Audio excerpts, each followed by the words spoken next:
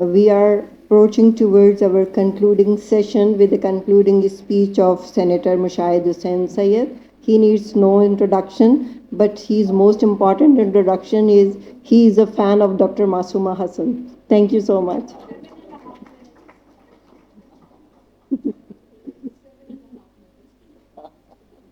Thank you very much. Good afternoon, Assalamu alaikum. In the name of the Almighty, the Lord of all mankind, Her Excellency, the very esteemed host of today's outstanding conference, Dr. Masuma Hassan. A big hand for her, who has kept the flame alive, which her father had lit 75 years ago, soon after the creation of Pakistan, by establishing the first Institute of International Affairs. I salute Khwaja Sarwar Hasan Saab. And Khwaja Sarwar Hasan Saab was one person who had a very close commitment and strong commitment to the cause of Kashmir, to the cause of Palestine, and he was also part of the delegation that went to Bandung in 1955 for the first Afro-Asian conference of our time, which then led to the resurgence today of the Global South. And I also have had the privilege and honor of knowing her illustrious husband, Fateh Yab Ali Khan Sahab, a genuine revolutionary, a progressive. And in the days of General Ziaul Haq, when I was the editor of the Muslim, and he was underground and he was wanted by the military regime, I interviewed him. And that interview was published front page in the days of censorship. And everybody was asking, where is Fateh Yab? How did you manage? And nobody knew. The ISI, the military intelligence, the IB, everybody was after him.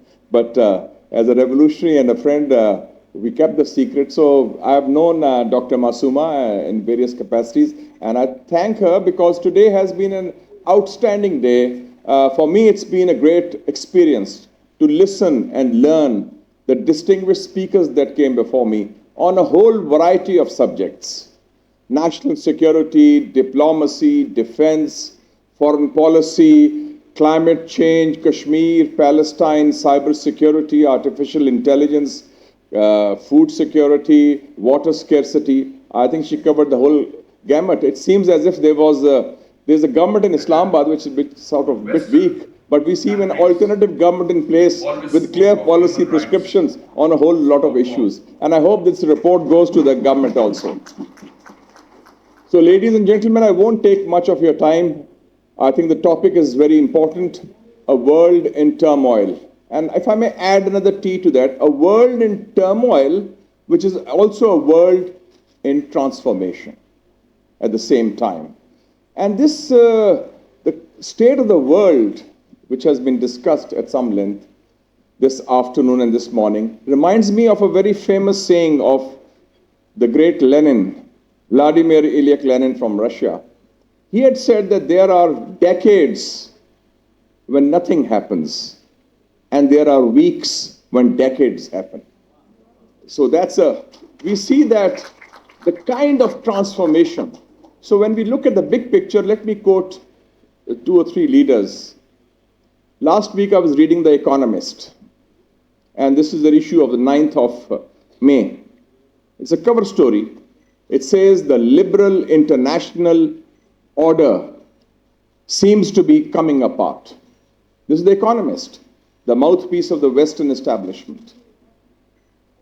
I saw an article by Olaf Scholz, the Chancellor of Germany in Foreign Affairs, and he has said that there is an epochal tectonic change in the world today.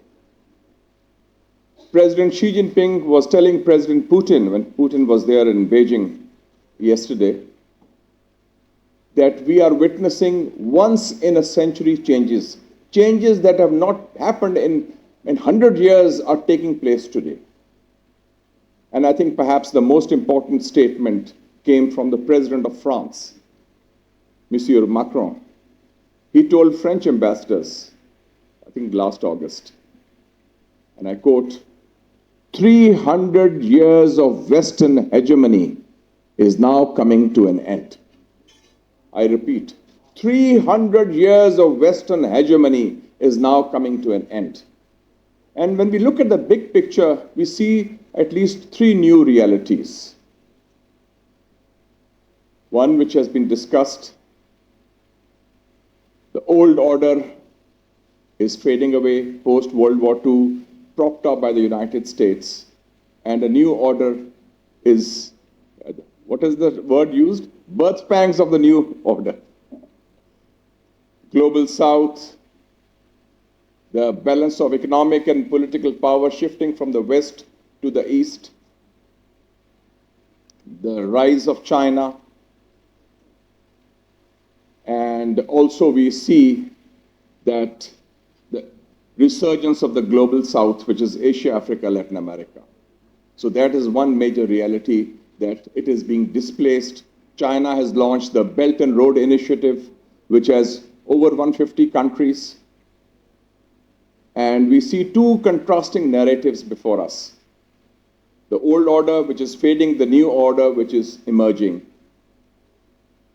China is spearheading the new order, and in the last 10 years, China has invested $1 trillion in 3,000 projects in Asia, Africa, Latin America, Middle East, and Europe. An economic-driven worldview, trade, investment, connectivity. Conversely, we see the United States of America, more security-driven, military-dominated worldview, as was already mentioned, the initiatives they have launched like AUKUS or Quad or Asian NATO.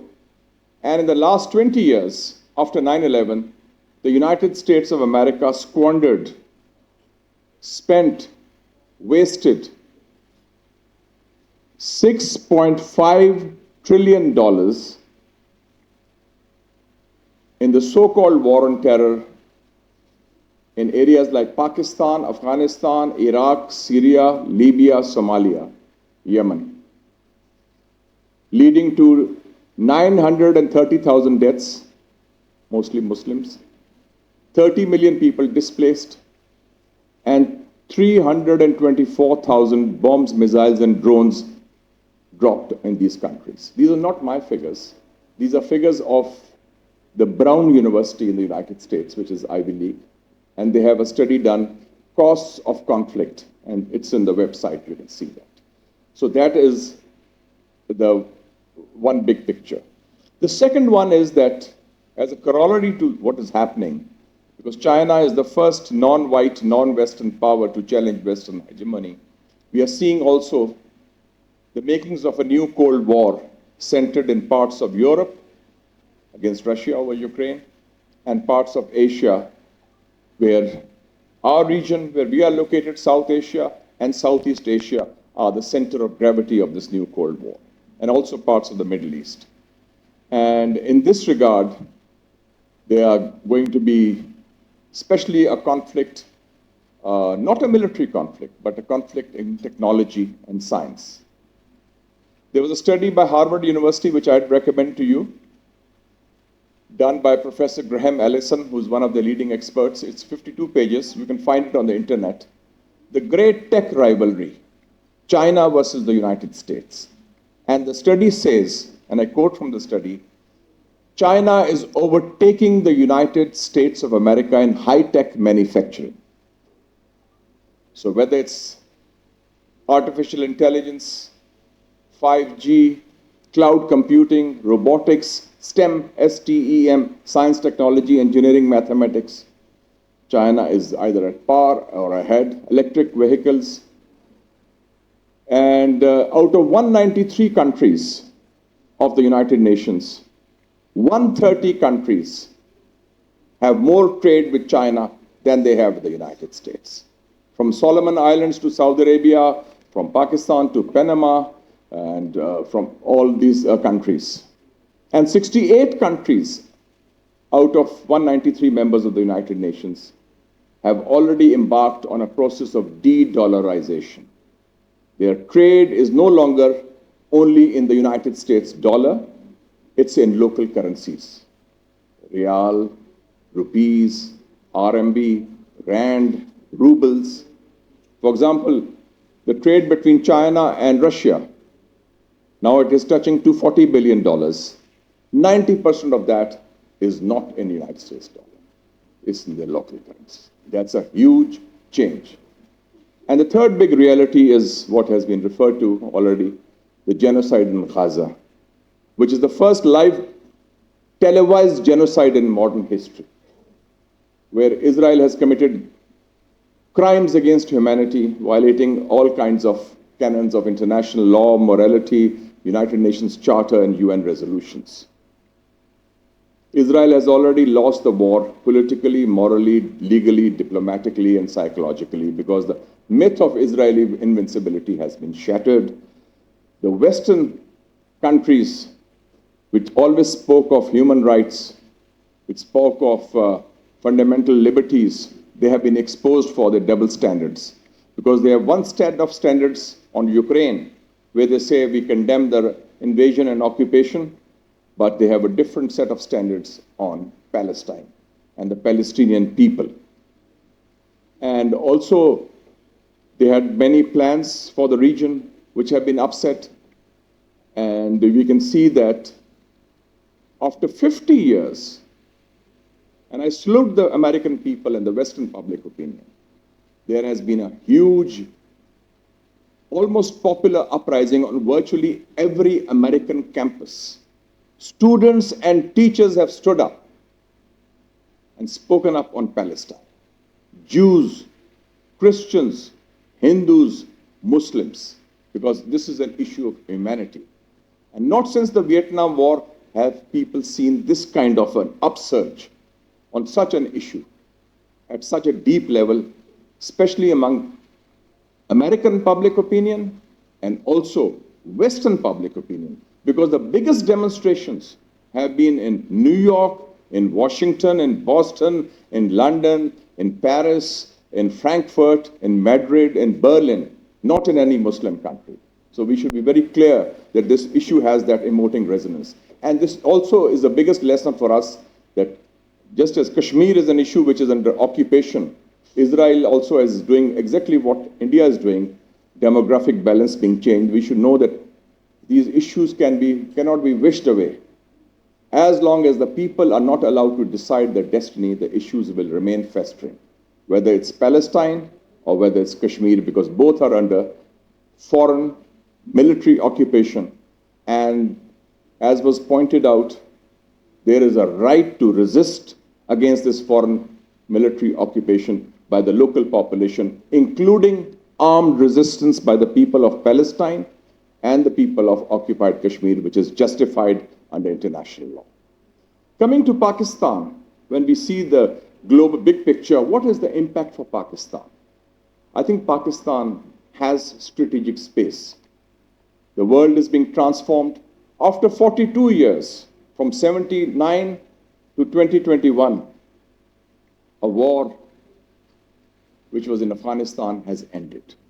I remember whenever I was studying in Georgetown, I was studying European history, and I read about the 30-year war from 1618 to 1648, which was followed by the Treaty of Westphalia. I said, these Europeans actually fought for 30 years. And in our own lifetime, we have seen in a neighborhood a war that raged for 42 years, from the Soviet invasion and occupation of Afghanistan to 15th of August 2021 with the eviction of the Americans from that area in between civil wars. And Pakistan was deeply embroiled in a very flawed and failed Afghan policy. So in that context, Iran, Saudi Arabia, rapprochement, the proxy war between Iran and Saudi Arabia is over, which affected Pakistan. Pakistan-India proxy war over Afghanistan, that is over. CPEC, China-Pakistan Economic Corridor, provides an opportunity for Pakistan to be the hub of regional connectivity between South Asia, China, and the Central Asian republics of Tajikistan, Turkmenistan, Uzbekistan, Kazakhstan, Kyrgyzstan, through the port of Gwadar. The US troops are no longer in Afghanistan, so we have a breathing space, we have strategic space, but how to utilize that for the benefit of Pakistan and for the benefit of its people? And the way forward, in my view, are at least three very key areas which need to be focused on. We have four neighbors, and we have a troubled relationship with those four neighbors. And unfortunately now, our issues of internal security and counter-terrorism are inextricably intertwined with our relationship with our neighbors. So I think that we need to have a regional reset with our neighborhoods. Iran, we have the Iran-Pakistan pipeline, which should be pursued. Afghanistan wants to be in CPEC, it should be included. We have the Turkmenistan, Afghanistan, Pakistan, India pipeline, which should include all the countries. And for China also, we need to have this, especially this linkage on various aspects, so especially on security issues. So that needs to be pursued because, and also I think that any country in the 21st century should not have a bunker mentality. We still have three neighbors with whom we have barbed wire or some kind of a wall being created. This is the world of open borders. And I think we have no external military threat. The threats that we have are internal.